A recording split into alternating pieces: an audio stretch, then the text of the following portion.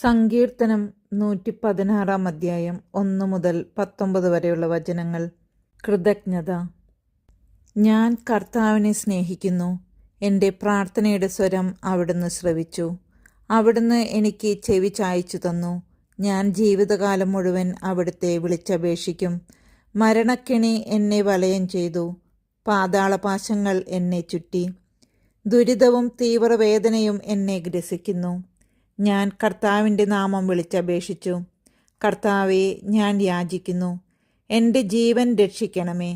കർത്താവ് കരുണാമയനും നീതിമാനുമാണ്. നമ്മുടെ ദൈവം കൃപാലുവാണ്.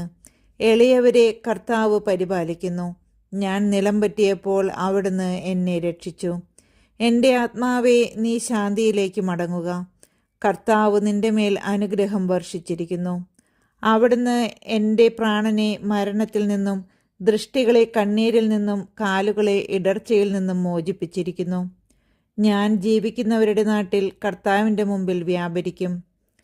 ഞാൻ കൊടിയ ദുരിതത്തിൽ അകപ്പെട്ടു എന്ന് പറഞ്ഞപ്പോഴും ഞാൻ എൻ്റെ വിശ്വാസം കാത്തു സൂക്ഷിച്ചു. മനുഷ്യരെല്ലാവരും വഞ്ചകരാണെന്ന് പരിഭ്രാന്തനായ ഞാൻ പറഞ്ഞു.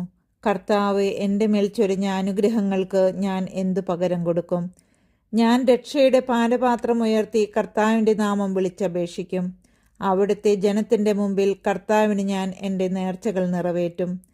തൻ്റെ വിശുദ്ധരുടെ മരണം കർത്താവിന് അമൂല്യമാണ്. കർത്താവെ, ഞാൻ അവിടുത്തെ ദാസനാണ്. അവിടുത്തെ ദാസനും അവിടുത്തെ ദാസിയുടെ പുത്രനും തന്നെ. അവിടുന്ന് എൻ്റെ ബന്ധനങ്ങൾ തകർത്തു. ഞാൻ അങ്ങേക്ക് കൃതജ്ഞത ബലിയർപ്പിക്കും. ഞാൻ കർത്താവിൻ്റെ നാമം വിളിച്ചപേക്ഷിക്കും.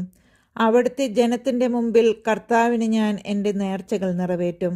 കർത്താവിൻ്റെ ആലയത്തിൻ്റെ അങ്കണത്തിൽ ജെറുസലേമേ, നിന്റെ മധ്യത്തിൽ തന്നെ കർത്താവിനെ സ്തുതിക്കുവിൻ.